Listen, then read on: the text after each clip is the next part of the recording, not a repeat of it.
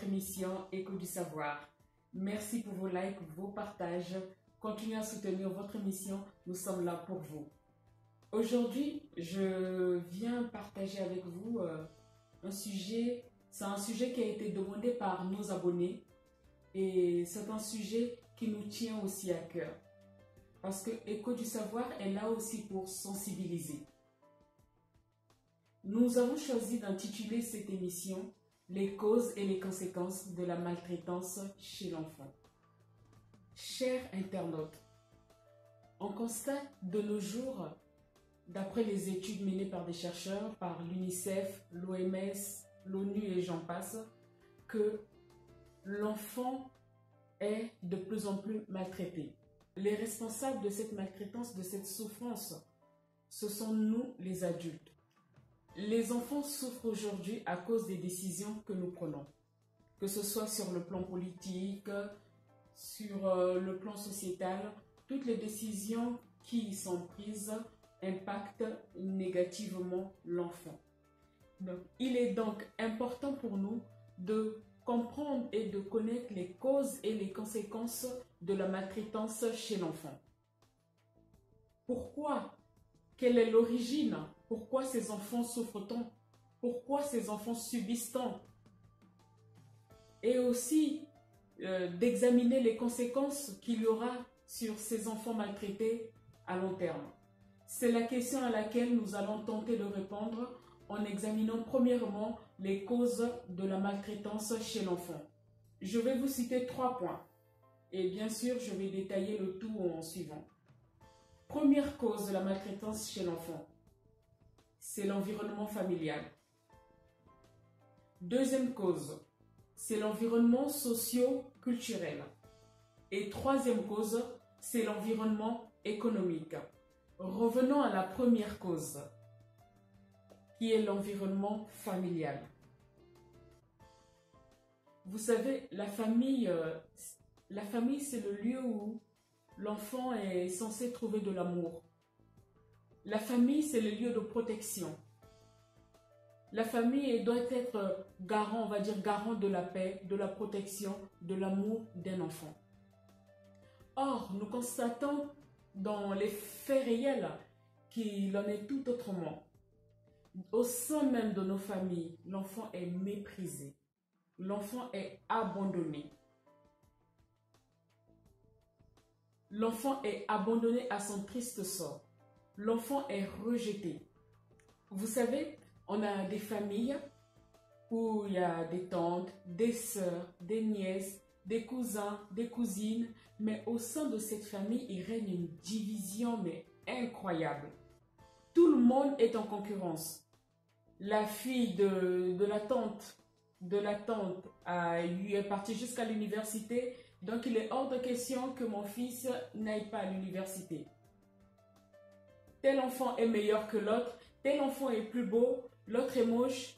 Et vous voyez, cette division-là est néfaste pour l'enfant. Parce qu'au sein même de la famille, déjà, on apprend, on enseigne la division et la haine chez l'enfant.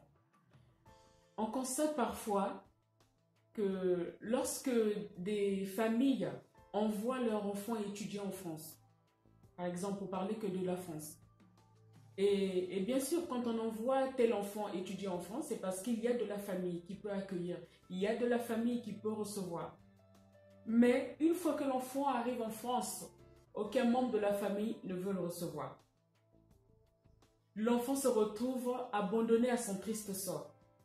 L'enfant va papillonner par-ci par-là, va aller habiter chez des amis. Pendant un mois, elle est chez tel ami, l'autre mois chez tel ami. Et pourtant, on a de la famille ici en France. Et dans la plupart des cas, et surtout pour les filles, les filles se retrouvent dans les mains des délinquants, se retrouvent même des fois dans la prostitution. On a même vu des hommes aussi, des hommes qui se sont retrouvés dans la prostitution.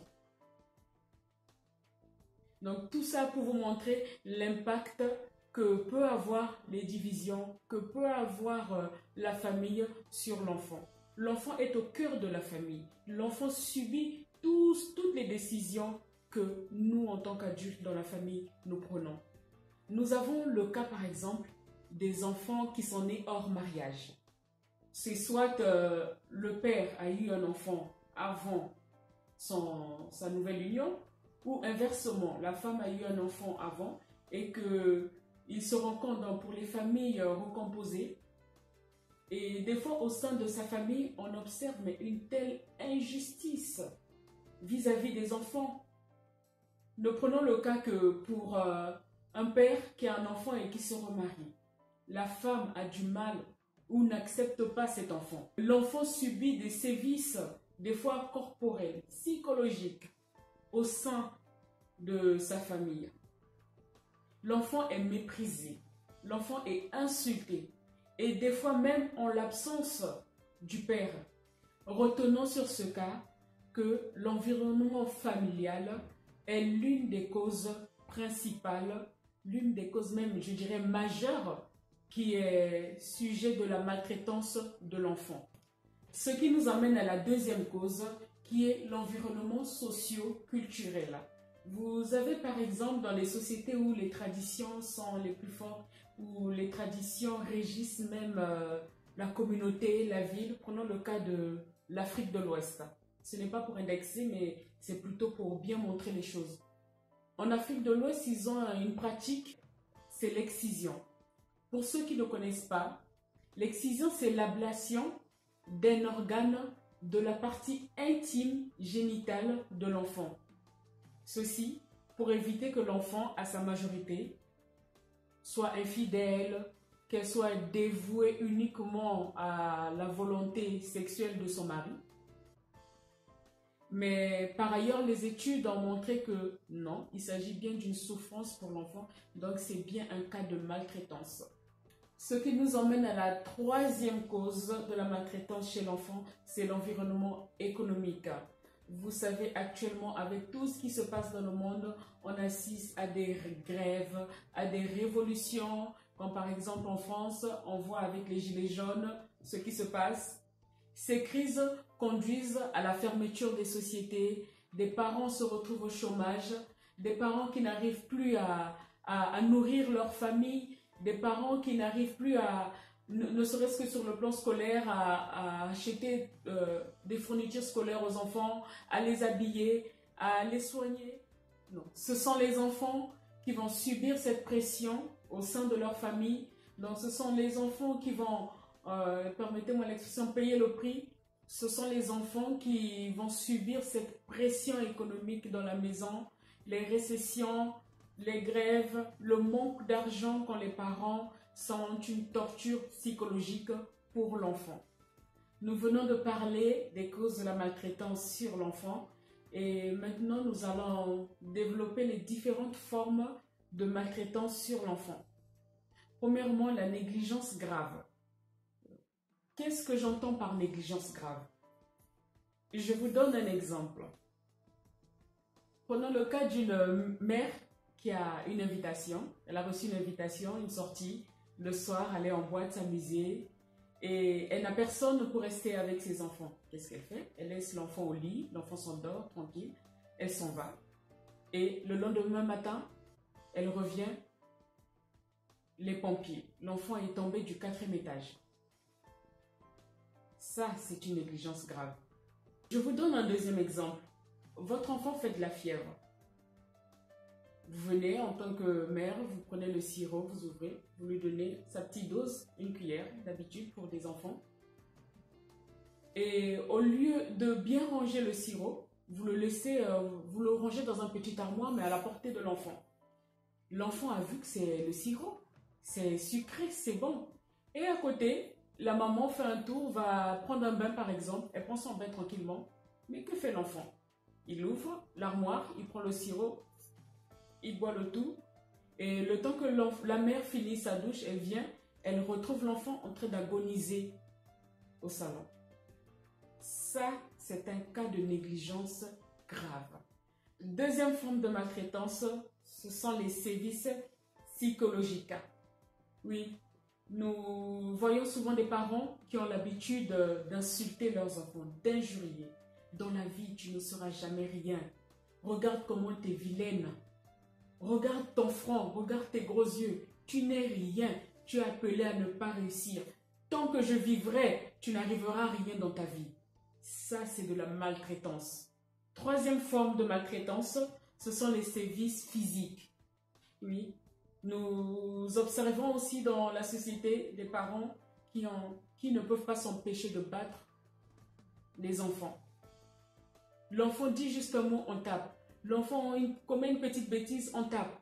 L'enfant est devenu comme un tambour à la maison. Le matin, elle se réveille. Il faut qu'on l'accuse de quelque chose pour la taper. L'enfant est devenu comme un tambour, un tam-tam. On ne cherche plus à expliquer à l'enfant le pourquoi tu as fait ça, la cause c'est ça, la conséquence c'est ça. On n'explique pas. Et directement, qu'est-ce qu'on fait? On frappe. On frappe, on le punit. On invente des sanctions hors du commun pour punir cet enfant, pour s'acharner sur lui. Et ça, c'est de la maltraitance. Dernière forme de maltraitance chez l'enfant, ce sont les sévices sexuels. Trop souvent, dans notre société, on observe des cas ce sont des cas qui nous touchent, qu'on trouve horribles. Des oncles qui abusent de leurs nièces, des mamans qui abusent de leurs enfants, des pères qui abusent de leurs filles, sous prétexte que l'amour, le vrai amour, c'est celui qu'un père peut donner à un enfant ou celui qu'une mère peut donner à son fils. Il y a des mères qui rendent leurs enfants mais complètement idiots. Leur fils ne réagit plus, ne réfléchit plus. Pourquoi? Parce qu'il entretient à côté des rapports sexuels avec la mère. Nous sommes là dans un cas de maltraitance sur l'enfant. Retenons que les causes de la maltraitance sur l'enfant et les différentes formes de maltraitance ont des conséquences sur l'enfant. Je m'en vais vous citer les conséquences de la maltraitance sur l'enfant. Il y a des conséquences psychologiques, des conséquences mentales, des conséquences psychiques et des conséquences physiques. En somme, prenez soin de vos enfants, discutez avec eux, expliquez-leur, ils comprendront. Aimez vos enfants, soyez la cellule de protection, de sécurité et bien sûr que d'amour pour vos enfants. Nos enfants sont notre futur. Nos enfants sont l'avenir de demain. Pas seulement pour nos familles, mais pour des nations. En résumé, nous avons parlé dans cette émission des causes et conséquences de la maltraitance sur l'enfant. Parmi les causes, nous avons parlé de l'environnement familial, l'environnement socioculturel et l'environnement économique. Et sur les différentes formes de la maltraitance sur l'enfant, nous avons évoqué des négligences graves, des sévices psychologiques, des sévices physiques et des sévices sexuels. Ce qui nous a conduit aux conséquences de la maltraitance sur l'enfant. Nous avons cité des conséquences psychologiques, des conséquences mentales, des conséquences psychiques et des conséquences physiques. J'espère que vraiment cette émission va aider les familles et n'hésitez pas à partager, mais partagez vraiment massivement cette émission pour que nous puissions aider nos enfants à se développer. C'est Gracia, conseillère d'entreprise, coach de vie et votre motivatrice spirituelle. N'hésitez pas à vous abonner. Nous sommes suivis sur Facebook, Twitter, YouTube et Instagram. Abonnez-vous. N'hésitez pas à appuyer sur la petite cloche pour recevoir des alertes dès qu'une émission est disponible. Je vous dis à très bientôt pour une nouvelle émission Écho du Savoir. Au revoir.